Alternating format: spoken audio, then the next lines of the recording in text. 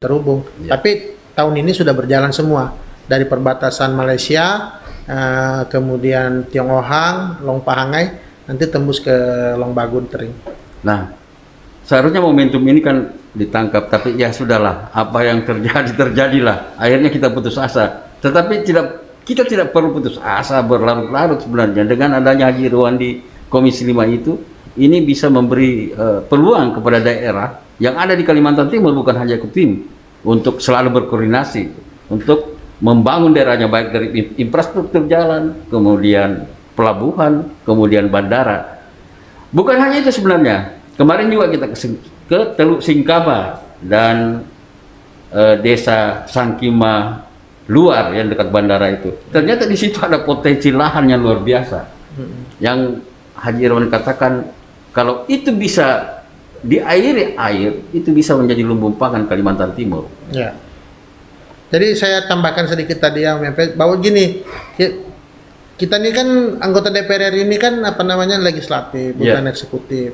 Nah, di Komisi 5 itu memang mitra kita Kementerian Perhubungan, Kementerian PUPR, Kementerian Desa, banyak hal yang bisa dilakukan. Tapi semua itu kuncinya ada pada pemangku wilayah, pemerintah daerah. Pemerintah daerah. Ya, sebanyak apapun mereka membuat kajian dan perencanaan dan lain-lain, kemudian di saat membutuhkan dana penugasan APBN, di situ peran-peran anggota DPR itu berlaku. Jadi kita nggak bisa eksekusi tuh langsung usul-usulin, padahal itu kewenangan pemerintah daerah. Jadi sebenarnya di situ fungsi komunikasi koordinasi menjadi sangat penting. Nah, terkait desa Teluk Singkama dan desa Sangkima, sebenarnya tidak muncul begitu saja karena rekam sejarahnya jelas. Dulu mereka surplus ya, bahkan menjadi pusat pangan ya di Kaltim, termasuk mendukung untuk kebutuhan beras, bontang, kutai dan lainnya. Nah, ada 2.500 hektar potensi sawah di sana yang saat ini sebagian besar sudah ditinggalkan karena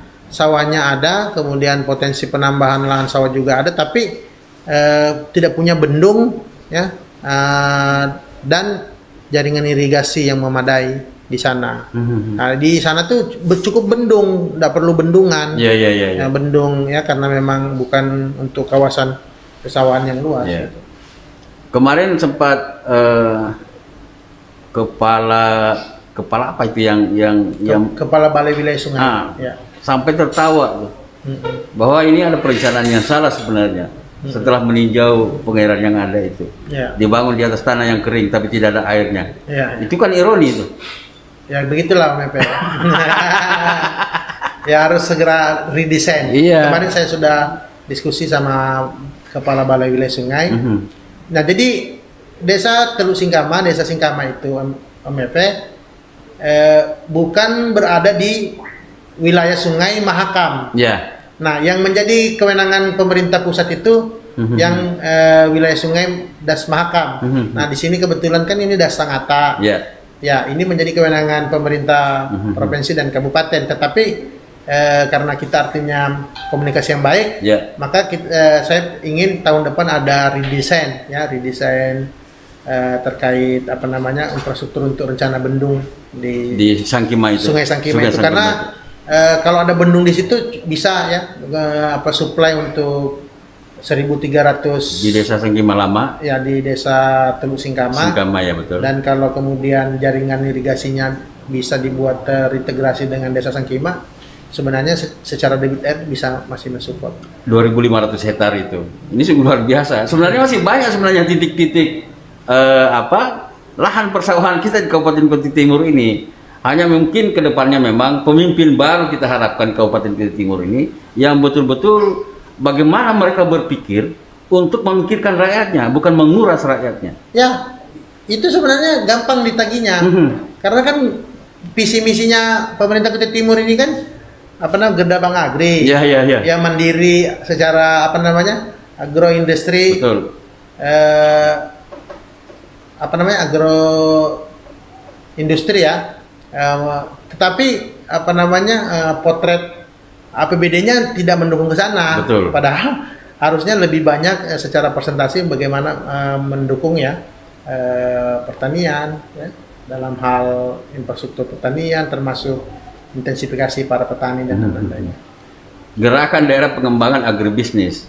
Justru yang berkembang ya memang agribisnis, tapi pengusaha-pengusaha besar yang mendapatkan peluang itu dengan adanya perkebunan sawit yang kurang lebih 500 hektar yang ada di Kabupaten Kutai Timur. 500.000 Iya, hektar. Nah, kemudian kita juga belum melihat keberpihakan pemerintah daerah ini untuk bagaimana memacu petani kita, petani rakyat ini untuk mengembangkan potensi lahan yang ada di daerah mereka. Ya, itu saya lihat. Makanya pasca diberi amanah, dilantik, untuk 2020 ini di Kaltim itu 100 ya saya alokasikan ya untuk jaringan irigasi. Betul, dan betul. 32 di Kutai Timur. 32 di Kabupaten Kutai Timur. 32 lokasi. Ya, di tahun 2018 itu hanya 4, di 2019 itu hanya 8. Yeah, kemudian di 2020 pasca kita ada di situ bisa meningkat 32 lokasi. Mudah-mudahan tahun depan bisa sampai 100 lokasi. Asas keadilan jangan juga. Karena di beberapa kabupaten kota yang ada pusat persawahan di Kaltim, kita juga terus perkuat di PPU, di Pasir, di Kutai Kartanegara, juga di Kutai Barat. Jadi pemerataan pembangunan di sektor pertanian. Ya, itu kan tujuan IR1 tuh MFA. IR1 Insinyur 1 atau apa tuh? Irwan. Oh, Irwan. Nah, masalahnya apa? Anak-anak bertanya itu, "Oh, IR1 itu apa? Insinyur 1 atau apa?" Saya bilang Irwan. Nah, malam ini lebih didekatkan lagi IR1 itu Irwan. Iya. IR1 jangan-jangan doa nih. Jangan-jangan doa yang namanya doa itu kan biasanya tidak disengaja tiba-tiba terkabul tuh. Siapa tahu jadi Indonesia 1 nanti. Ya, saya pikir Indonesia 1 tuh semua anak bangsa bisa ya mencapai ke sana, tapi itu tergantung sih ya. Iya. Bagaimana usaha, ikhtiar, dan juga takdir politiknya. karena itu bukan main-main, karena itu nasib bangsa ada di tangan seorang Indonesia 1 ya. Ya. Kemudian kita sapa-sapa dulu lagi yang gabung ini. Ya. Supaya kawan-kawan di luar juga tetap mengikuti acara kita ini. Ini acara paling menarik sebenarnya, karena di sini kita kupas apa sih tugas Haji Irwan di DPR RI, ya kan? Kemudian ada M. Iqbal telah bergabung. Nah, ini Densan aku yang bergabung ini. Selamat malam, Ordiansa telah bergabung. Kemudian ada Irwansa juga bergabung. Ada Rizal, Agus Flores, Adi Ibrahim. Ini hampir semua pendukung Haji Irwan bergabung malam ini di acara ini. Ini luar biasa, memang ditunggu. Mereka bertanya, "Om, kapan Haji Irwan ditarik ke studionya untuk setelah saya ngobrol dengan Agus, kakanda Haji Irwan kemarin itu." Gitu. Dan itu percakapannya luar biasa juga, kita kupas tuntas terkait dengan aktivitas beliau di DPR Kabupaten Kutai Timur. Setelah dari Sangatta, Kutai Timur ini, kira-kira Haji Irwan nanti melanjutkan reses kemana lagi nih? Ya, saya reses itu 10 kabupaten kota pasti akan saya datangin semua. Tapi memang reses itu kan juga terbatas waktunya, dan agar fokus memang ya paling dalam satu masa reses itu kita bisa fokus pada 2 atau 3 kabupaten kota. Sehingga pada reses berikut ini saya memang fokusnya di Kutai Barat, kemudian di Samarinda, juga di Kutai Timur. Nah, mungkin pada reses berikutnya nanti saya mungkin ke Pasir, PPU, Balikpapan gitu. Maksudnya reses tahap ketiga. Ya. Ini kan reses tahap kedua nih. Reses keempat. Keempat ini ya. Keempat ya. Kemudian di Samarinda, kita bicara Samarinda. Ananda juga kelihatannya banyak juga memberikan pemikiran-pemikiran terkait pembangunan di Samarinda itu. Apa saja yang telah disumbangkan di Samarinda itu? Alhamdulillah, untuk tahun ini ya 2020 banyak ya, di samping infrastruktur untuk pendidikan ya, beberapa rehab untuk universitas, kita juga ada untuk pengendalian banjir Samarinda.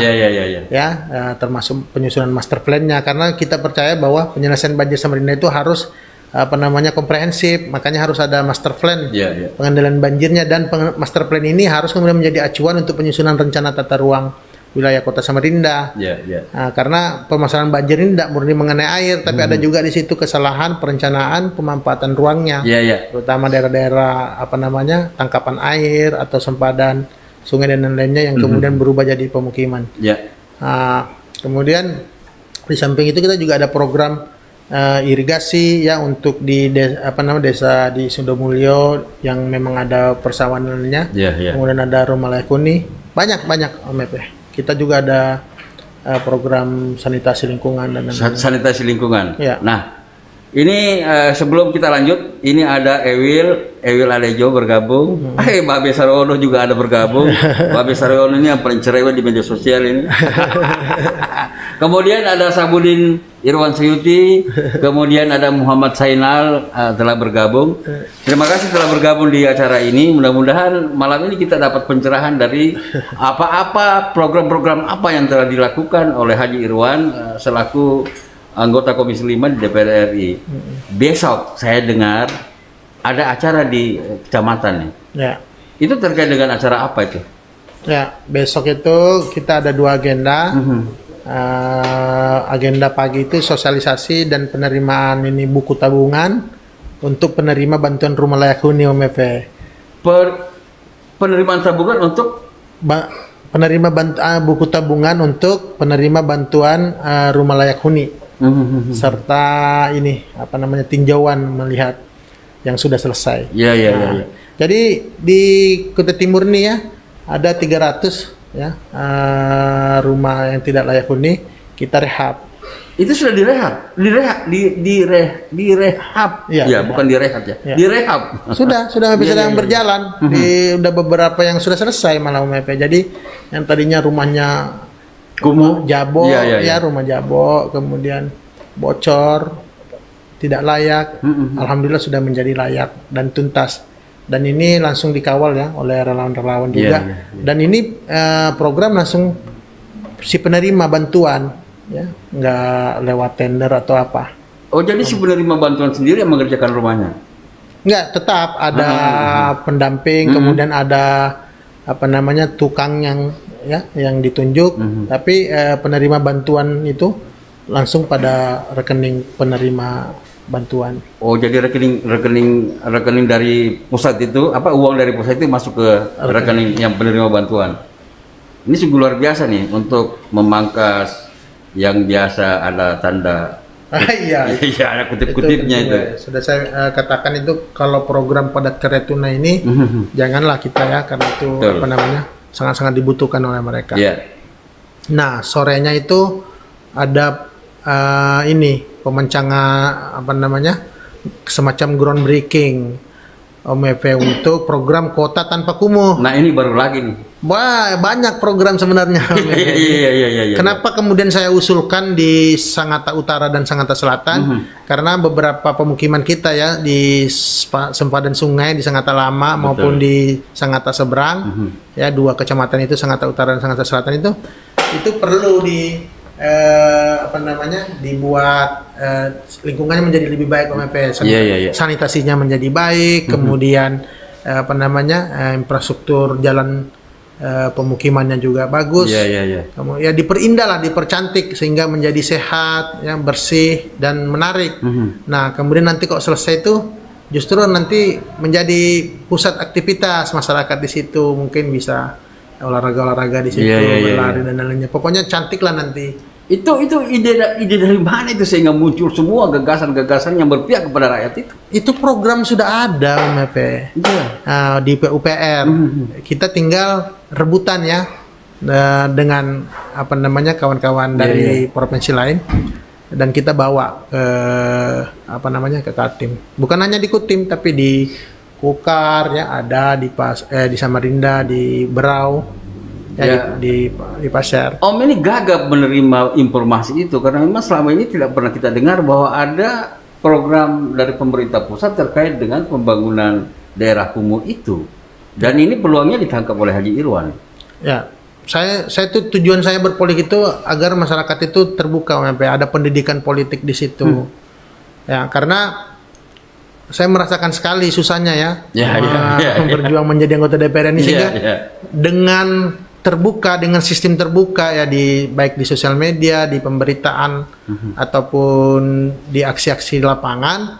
Saya berharap masyarakat juga makin cerdas ke depannya bahwa sebenarnya kalau kemudian fungsi anggota DPR itu maksimal, masyarakat itu sangat-sangat terbantu termasuk pemerintah daerah. Ya. Kan selama Kutai Timur Mekar kan belum pernah ada program kota tanpa kumuh itu di Kutai Timur. Betul. Ya. Belum pernah ada itu. Padahal kita ada SK-nya itu dari Bupati Kutai Timur, ada 3 lokasi yang masih kumuh itu di Kutai Timur, ya di Sangatta Utara, Sangatta Selatan dan Bengalon. Betul. Tahun ini Sangatta Utara dan Sangatta Selatan dulu. Tahun depan misalnya Bengalon.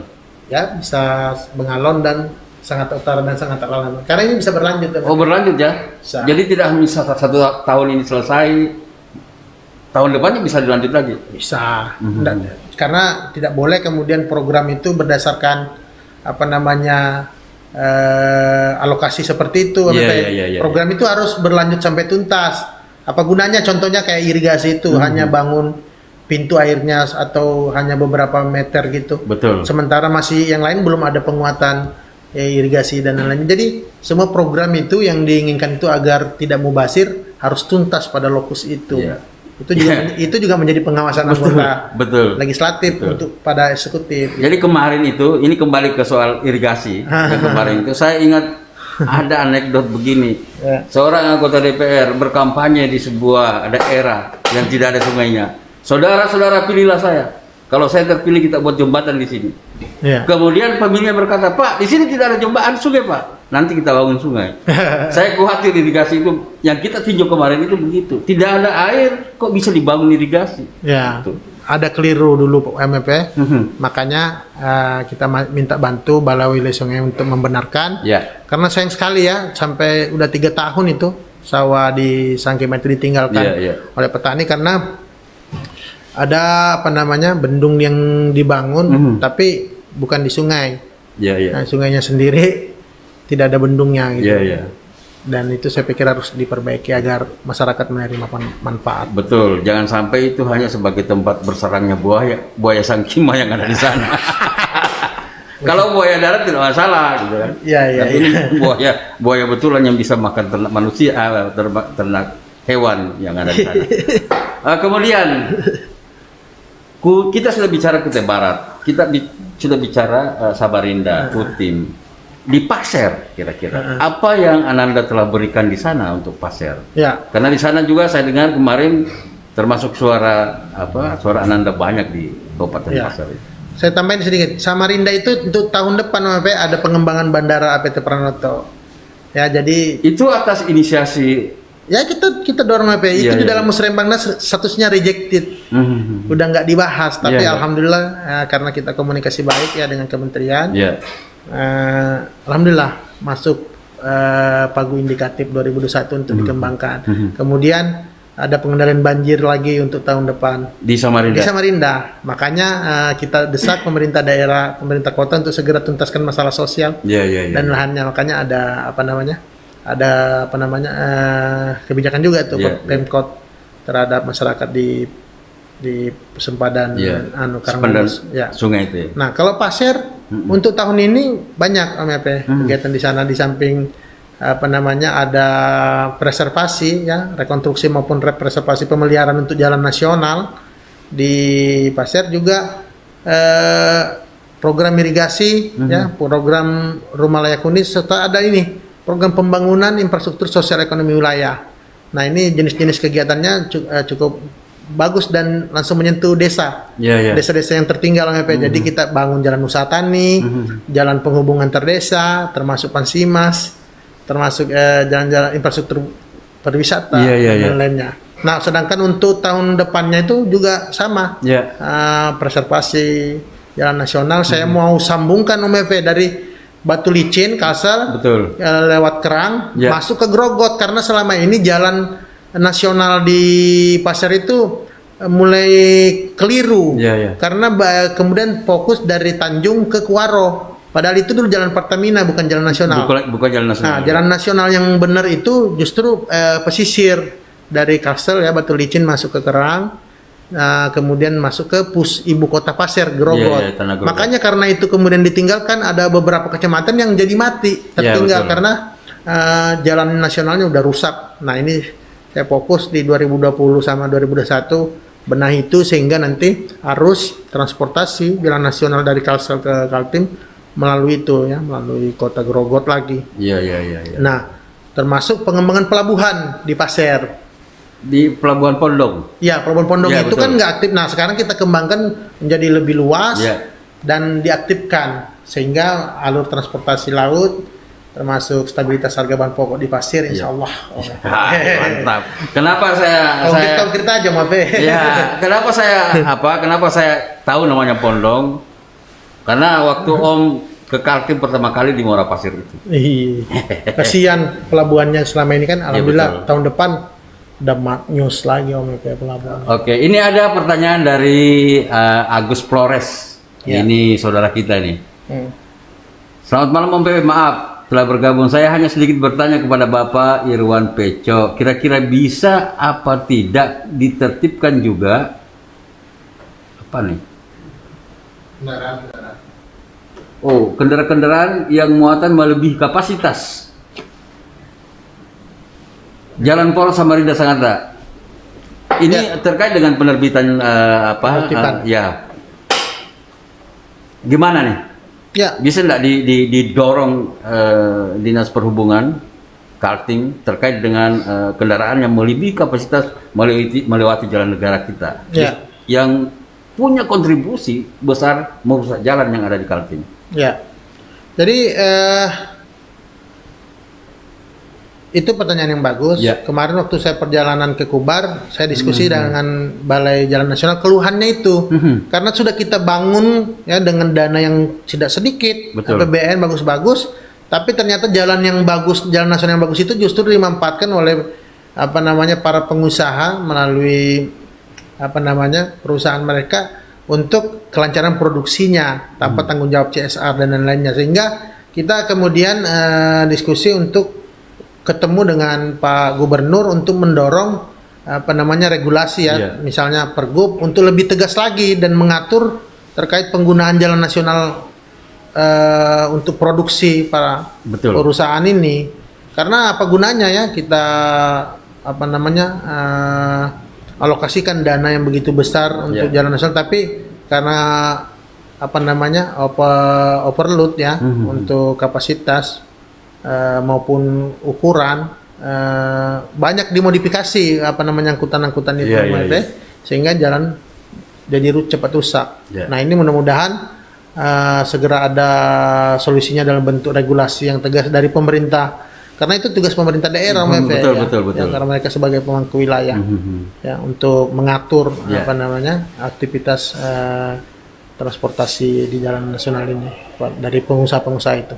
Nah Gus, tuh sudah dengar kan? Ya. Sudah dibicarakan tuh Gus. Tenang aja. Antisipasi lah pokoknya. Yang penting Haji Irwan ini selalu berpikir, bertindak, selalu bersuara, bertindak dan berpikir, bersuara dan bertindak. Tuh, jadi bukan kaleng-kaleng. Ini ada Rahmat Junaidi juga, Theo lagi. Kemudian ada Ibnu Laskar. Selamat malam semua yang telah bergabung. Kemudian Ipul Hoki. Oh ya sudah, ini sudah terjawab. Nah kemudian tadi kita sudah bicara Pasir. Ada satu daerah yang belum kita bicarakan, Berau. Berau ini juga kan dekat dengan Kutim. Bagaimanapun juga saudara-saudara sana kita itu butuh juga perhatian dari Haji Irwan sebagai anggota DPR RI yang kebetulan mendapati komisi yang bagus untuk percepatan pembangunan infrastruktur jalan dan beberapa infrastruktur pertanian lainnya di Kalimantan Timur. Apa yang telah dilakukan ini? Oh iya, sama jadi bentuk kegiatannya itu hampir sama ya.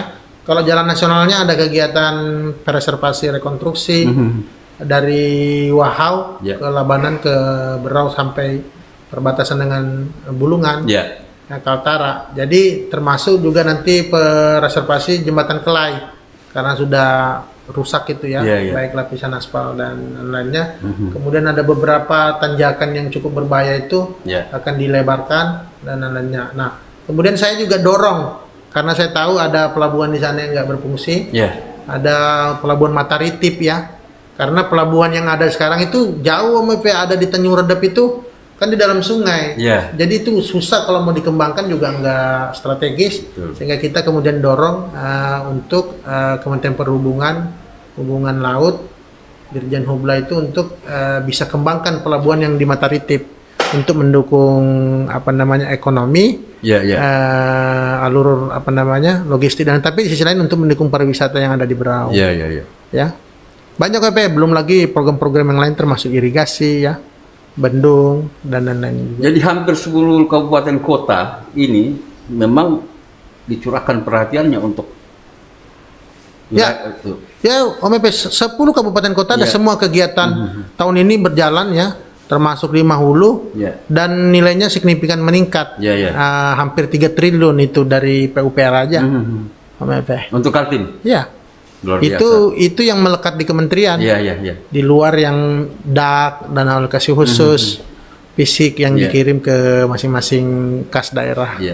Kenapa saya bertanya begini? Karena biasanya kan hanya misalnya anggota DPR itu berkutatnya Samarinda, Balikpapan, daerah-daerah situ aja yang disentuh. Kemudian daerah-daerah di luar itu yang jauh, kayaknya perhatian mereka tidak tertuju ke situ. Atau mungkin komisi mereka tidak ke situ. Padahal sesungguhnya lintas komisi bisa dilakukan di DPR RI itu yang saya tahu. Bukan sekedar untuk menjustifikasi bahwa yang lain tidak bekerja. Bahkan kemarin di daerah Teluk Singkama di Dusun Tanah Datar itu ada yang bertanya, nah ini anggota DPR yang kita tunggu sebenarnya. Alhamdulillah kalau ada respon positif atau apresiasi. Yang dibutuhkan politisi itu cuma itu, Betul. Jadi saya juga kaget.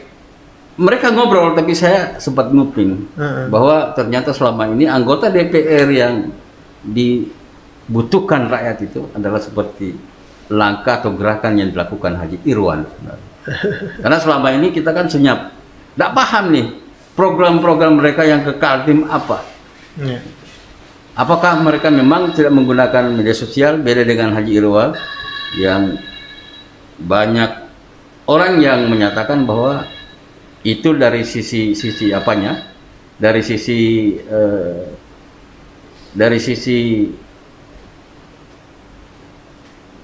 subjektif mereka nilai bahwa itu adalah sebuah pencitraan. Saya bantah, itu bukan pencitraan. Itulah yang sebenarnya yang harus dilakukan oleh anggota DPR RI, menyampaikan apa yang mereka kerjakan di dapilnya masing-masing. Saya pikir semua politisi harus pencitraan. Cuma kalau untuk pencitraan aja mereka nggak punya rekam jejak yang harus dicitrakan, itu juga jadinya hoax kan. Betul. Jadi saya pikir keterbukaan informasi itu menjadi hal penting, makanya ada undang-undangnya juga. Jadi harus seimbang tampil di sosmed juga kalau tidak kontennya juga bukan hal yang betul-betul konkret dirasakan oleh masyarakat, itu juga jatuhnya juga nggak diterima. Jadi kita nih, saya kepada teman-teman tim dan relawan, yang apa yang kita kerjakan itu menjadi pertanggungjawaban yang harus masyarakat terima, harus tahu. Karena yang menerima itu kita, OMP. Saya merasakan itu waktu kampanye kemarin. Walaupun saya baru terjun di politik, belum pernah berjanji, belum pernah terpilih, belum pernah nyalon. Tapi saya merasakan itu ibu-ibu curhat, ngeluh, bahkan sedikit tanda kutip artinya mencaci maki kita bahwa anggota DPR itu datang pada saat mau pemilihan saja dengan janji-janji, setelah terpilih mereka tidak pernah menemui rakyat lagi, apalagi mendengarkan, menyuarakan aspirasi mereka, termasuk mengeksekusi permasalahan-permasalahan mereka. Sehingga menurut saya sih rekam jejak data itu menjadi penting. Sehingga itu saya pikir harus disampaikan ke publik. Kalaupun ada beberapa yang merasa terganggu, saya pikir itu hak mereka sih. Tidak ada masalah.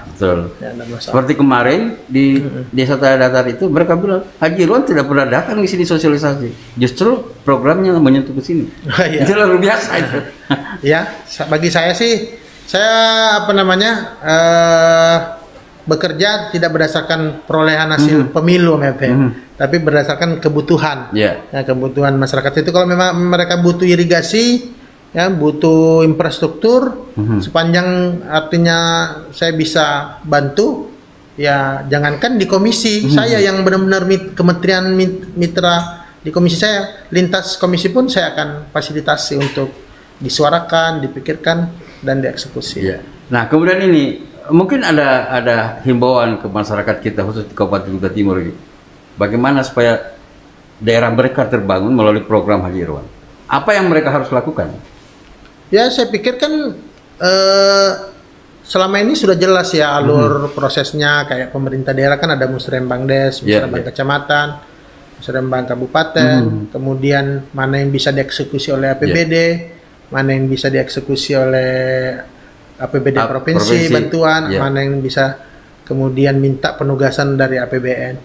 Menurut saya sih ya komunikasi aja. Persoalan komunikasi. Ya, komunikasi aja. Karena kan selama ini kan orang bertanya nih, seperti tadi sebelum saya kesini ada yang bertanya, sampaikan ke Haji Irwan di daerah saya ini ada danau, kemudian ada juga lahan sawah.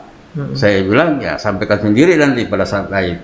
Nah, makanya mengapa saya bertanya bagaimana prosesnya sehingga mereka bisa dijangkau oleh program-program yang seperti Haji Irwan lakukan selama ini. Mudah aja sebenarnya, Pak. Jadi gini, kan kalau mitra kementerian kami itu kan kewenangannya di di nasional, jalan nasional. Kemudian kalau untuk balai wilayah sungai itu yang sifatnya wilayah sungainya di das yang besar, das Mahakam.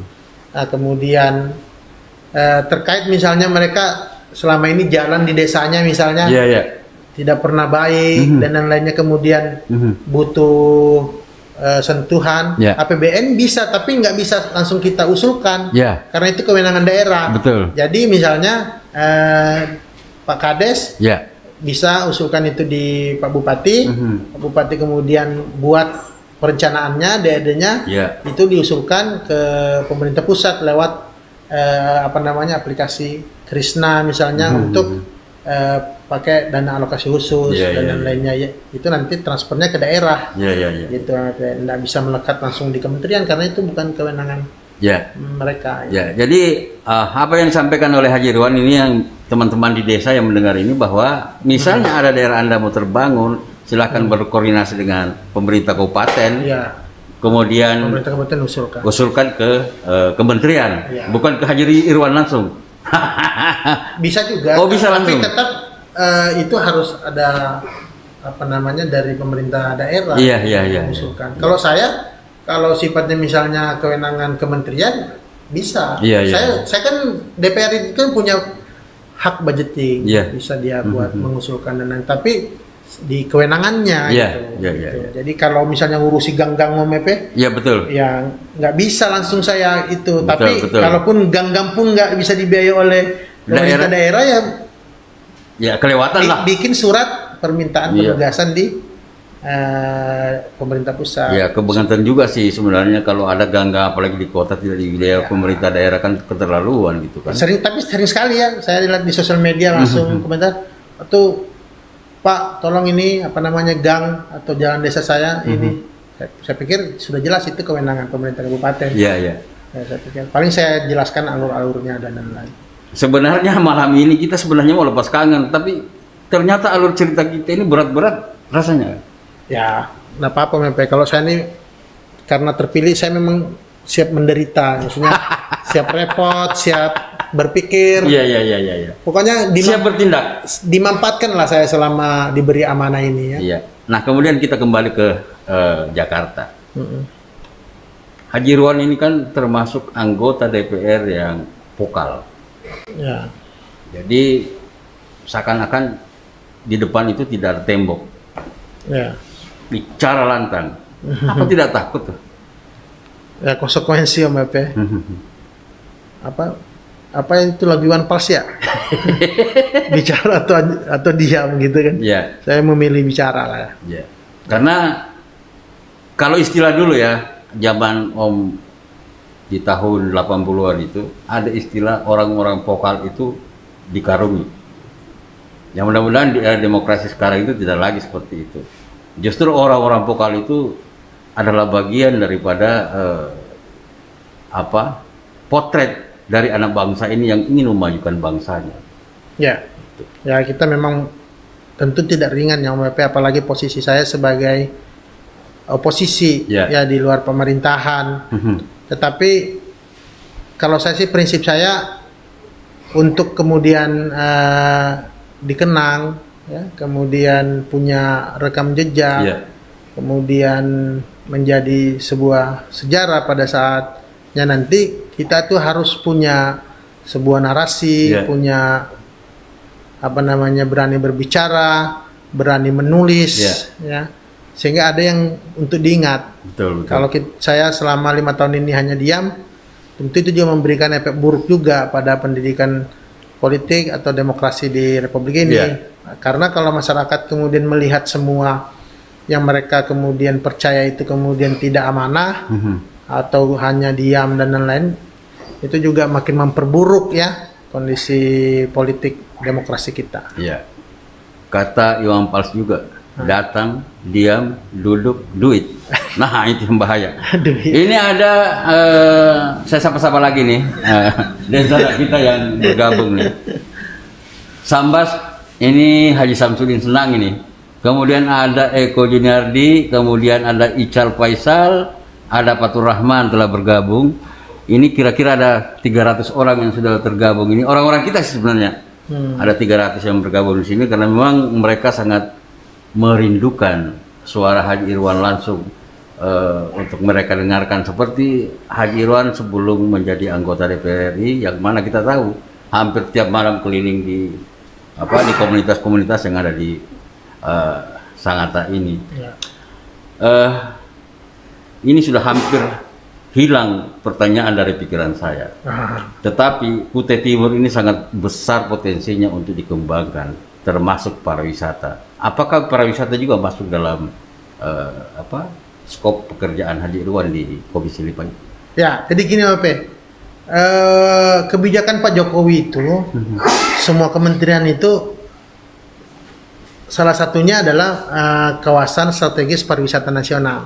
Jadi ditentukan kawasan strategis pariwisata nasional, tapi semua kementerian fokus ke sana. Jadi termasuk PUPR, Kementerian Perhubungan, termasuk Kementerian Desa. Jadi PUPR bangun infrastruktur jalan menuju pariwisata itu, ya, kemudian Kementerian Perhubungan bangun bandara, pelabuhan, termasuk penyeberangan. Kementerian Desa juga begitu pun. Bahkan di Kementerian Desa itu ada juga program desa wisata dan lain-lainnya. Jadi fokus pemerintahan Pak Jokowi juga salah satunya adalah membangun sebanyak mungkin kawasan strategis pariwisata nasional. Tahun ini kan memang fokusnya di 10 Bali baru itu ya. Jadi termasuk di Kutai Timur ya, kita ke depan lewat Kementerian Desa saya mungkin untuk tahun 2021 usulkan beberapa desa wisata, ya, kemudian beberapa infrastruktur jalan menuju lokus wisata, destinasi wisata itu juga kita mau kembangkan. Kita punya daerah wisata yang mendunia, yang kemarin Haji Irwan sebenarnya mendapatkan penghargaan dari Menteri Pendidikan kalau tidak salah itu. Menteri Pendidikan dan Kebudayaan. Kebudayaan itu. Di situ ada KARS yang Haji Irwan perjuangkan. Sebenarnya potensi itu sangat luar biasa. Hanya keluhan masyarakat kita, persoalan infrastruktur dari kabupaten ke sana itu yang masih sangat tertinggal jauh. Apa ada kemungkinan Haji Irwan untuk memikirkan itu? Ya kita pikirkan. Ini apalagi terkait KARS. Saya diskusi sama Pak Pindi ya. Salah satu pegiat KARS kita kemudian mau presentasi itu beberapa zonasi KARS untuk pemanfaatan termasuk ekowisata. Nanti kita presentasikan di Bappenas ya, termasuk di Kementerian PUPR sehingga kita bisa bangun infrastrukturnya. Tapi yang terpenting sebenarnya Om Epe itu pola pemikiran kita terhadap pariwisata itu sendiri. Kalau kemudian dengan potensi destinasi pariwisata di Kutai Timur, tapi pola pikir kita ingin seperti pengelolaan pariwisata di Jawa, itu keliru. Karena pasti sangat-sangat butuh waktu yang lama untuk mengejar itu. Ya mereka zaman Belanda udah bangun hal infrastruktur itu. Tapi justru yang tadinya kita anggap itu sebagai tantangan, kemudian kelemahan, justru itu sebenarnya bisa jadi kekuatan dan peluang. Contohnya kayak jalan itu. Jadi strateginya yang dibalik kalau di Kutai Timur nih, bagaimana kita menahan selama mungkin para wisatawan itu, Jadi kalau contohnya di Jawa itu kan berangkat pagi pulang sore cuma sehari. Betul. Nah kalau di sini kan mungkin sedikit yang datang, tapi mungkin bisa seminggu, sebulan untuk mengitari Kars, kemudian pesisir, ya termasuk gua-gua dan lain-lain gitu. Bicara tentang pesisir, Setebak bagaimana setelah ditinggal? Setebak itu pusat dari semua apa yang saya jalani, Jadi kalau orang menganggap itu hal biasa, bagi saya tidak. Saya bangkit dari semua hal-hal yang saya alami itu berpusat dari Setebak, Esterlis, Angin Timur, The East. Bahwa itulah di situ ada filosofis persaudaraan yang saya bangun, kemudian mengembangkan dalam gerak-gerak politik, gerak-gerak pengabdian dan lain-lainnya dengan prinsip persaudaraan. Dan persaudaraan itu bukan hanya di lingkungan Setebak, Sangkulirang, Kutim, tapi terus melebar di Kaltim, kemudian termasuk di nasional. Kalau bicara Setebak, kadang saya merinding tuh. Mudah-mudahan saudara kita, adik kita. Ya. Al-Fatihah. Mudah-mudahan. Memang kalau saya dengan Haji Irwan ini selalu emosional sebenarnya. Dari dulu begitu. Tidak ada hubungan politik. Hubungan saya dengan Haji Irwan itu antara ayah dan bapak. Banyak perkembangan yang kita terima di Kutai Timur ini berkat perjuangan Haji Irwan, baik sebelum menjadi anggota DPR maupun setelah menjadi anggota DPR. Kita pernah membuat yang namanya G20 Mei. Dan G20 Mei inilah yang berjuang ke Jakarta, memprotes pemerintah terkait dengan pemotongan DBH itu. Mudah-mudahan ke depan tidak ada lagi pemotongan seperti itu yang ada di negeri ini. Ya. Saya pernah disampaikan langsung oleh sebuah pejabat yang memang mengurus bicara mengenai pendapatan daerah dan mengakui secara sportif bahwa putusan MK walaupun gugatan itu ditolak, tapi poin yang mengatakan kewajiban pemerintah kemudian mengembalikan pemotongan penundaan itu dalam tatuan berikutnya membuat posisi keuangan daerah itu menjadi lebih longgar dan lainnya. Alhamdulillah, saya pikir itu start awal perjuangan sesungguhnya sebenarnya untuk membenahi Republik ini dari daerah. Ketika Haji Irwan menentang pemotongan DBH itu, situ membacanya itu. Ya, saya sih pesan yang ingin saya sampaikan pada saat itu bahwa ya hampir sama yang digaungkan oleh Pak Gubernur lewat Kaltim Berdaulat. Saya pikir kalau saya mungkin lebih ke rakyat Kaltim. Ya, karena rakyat yang harus daulat rakyat. Oke, baik. Sebenarnya kita masih panjang ceritanya ini, hanya kita dibatasi waktu. Kita akhiri pertemuan kita malam ini. Tapi sebelum itu, saya meminta kepada Ananda untuk memberikan catatan terakhir terkait apa yang kita bicarakan tadi. Kalau harapan saya sih Kaltim ini sudah memberikan kebaikan pada Republik ini lewat pengelolaan potensi sumber daya alam yang luar biasa. Tentu tidak menjadi hal yang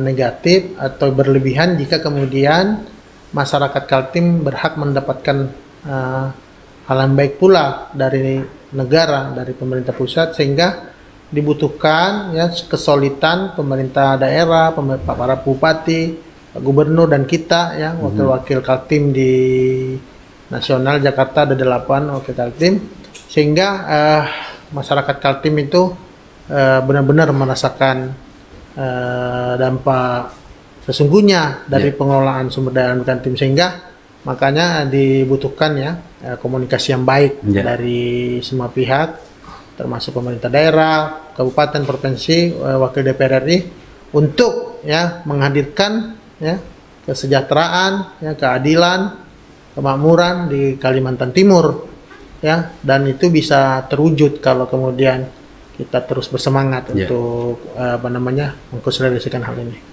Ya. Pesan Om, teruslah berpikir, teruslah bersuara, dan teruslah bertindak. Baik, kita akhiri pertemuan kita malam ini. Assalamualaikum warahmatullahi wabarakatuh. Waalaikumsalam. Terima kasih Om Epe.